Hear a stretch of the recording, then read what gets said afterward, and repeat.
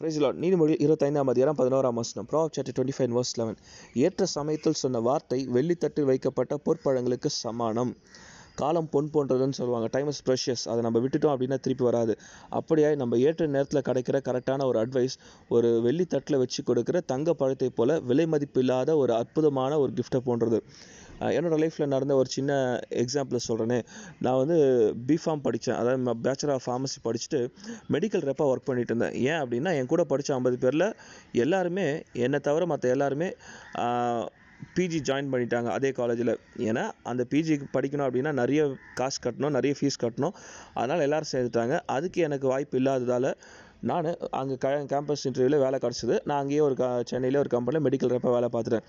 ஒரு டாக்டராக போயிட்டு அவங்க வாசலில் நின்று எங்களோட கம்பெனி ப்ராடக்ட்ஸை நான் ப்ரமோட் பண்ணணும். இதான் என்னோடய வேலை. ஆனால் என்னோடய வேலை நேரம் பார்த்தீங்கன்னா காலைல 7 மணிக்கு ஆரம்பித்தா நைட்டு 12 மணி 1 மணி வரைக்கும் நான் சுற்றிக்கிட்டே இருக்கணும். எனக்கு ஆனால் ஒரு குழப்பம், எவ்வளோ நாள் தான் நம்ம இப்படி சுற்றிக்கிட்டே இருக்க போகிறோம், வாழ்க்கையில் நம்ம இதோட மேலே போக மாட்டோமா, நமக்கு வேறு வாய்ப்பு கிடைக்காதான்னு நான் தேடிக்கிட்டு குழம்பி யோசித்து கொண்டே இருந்த ஒரு சீசனில் நான் யூஸ்வலாக டைம் கிடைக்கும் போது ஃப்ரீயாக என் காலேஜில் போய்ட்டு ஃப்ரெண்ட்ஸை பார்த்துட்டு அங்கே இருக்க ஒரு டீ கடையில் டீ குடிச்சிருப்பேன். அப்போது என்னோடய டீச்சர் ஒருத்தர் அங்கே டீ குடிக்க வந்தவர் என்னை பார்த்துட்டு, உனக்கு தான் இந்த காலேஜ் ஹாஸ்பிட்டல் இந்த பேஷண்ட்ஸ்லாம் வேலை பார்க்குறது பிடிக்குமாடா, நீ எதுக்கு ஒரு புதுசாக இந்தியாவில் ஒரு கோர்ஸ் வருது, நீ ஏன் அதை படிக்கக்கூடாது, ஃபார்ம்டின்னு ஒரு கோர்ஸ் இன்ட்ரடியூஸ் பண்ணுறாங்க, இனிமேல் தான் வரப்போகுது, நீ ட்ரை பண்ண அப்படின்னு சொன்னார்.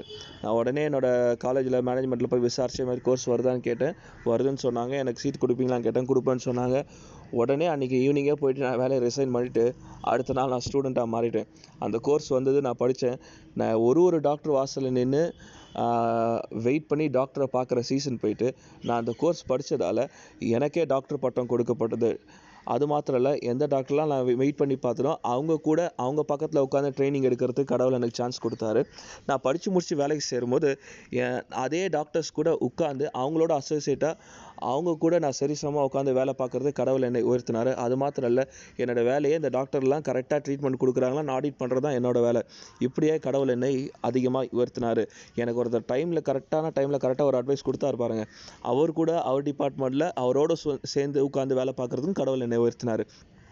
அப்படியே நம்ம லைஃப்பில் கரெக்டான டைமில் கிடைக்கிற அந்த ஒரு நிமிஷத்தில் அந்த ஒரு வார்த்தை, அந்த ஒரு அட்வைஸ் நம்மளோட லைஃபே பயங்கரமாக சேஞ்ச் பண்ணும். இப்படியாய் கடவுள் எல்லாருக்கும் ஒவ்வொரு சான்ஸை ஒவ்வொருத்தர் மூலமாக கரெக்டான டைமில் கொடுத்து தான் இருப்பார். எப்போ அதை கேட்டு நம்ம கீழ்ப்படிந்து நம்ம அதன் வழியில் நடக்கிறோமோ நிச்சயமாய் ஆசீர்வதிக்கப்பட்டவர்களாக இருப்போம். அப்போது நம்ம அநேக பேருக்கு தேவையில்லாமல் அநேக அட்வைஸ் கொடுக்கறத காட்டிலும் ஐடியா காட்டிலும் தேவையான ஆளுக்கு தேவையான நேரத்தில் கரெக்டான ஒரு அட்வைஸை நம்ம கொடுக்கும்போது நிச்சயமாய் அது அவங்க வாழ்க்கைக்கு மிகுந்த ஆசீர்வாதத்தை உண்டாக்கும். அந்த அட்வைஸை நம்ம அக்செப்ட் பண்ணிட்டோன்னா நம்ம ஆசீர்வதிக்கப்படும். அந்த அட்வைஸை நம்ம மற்றவங்களுக்கு கொடுக்கும்போது நம்மளால் அநேகர் ஆசீர்வதிக்கப்படுவார்கள். இதை புரிந்து கொண்டோம் என்று சொன்னால் நிச்சயமாய் நாமும் ஆசீர்வதிக்கப்பட்டு அநேகருடைய வாழ்க்கைக்கு ஆசீர்வாதமாய் வாழ முடியும். Thank you and God bless you.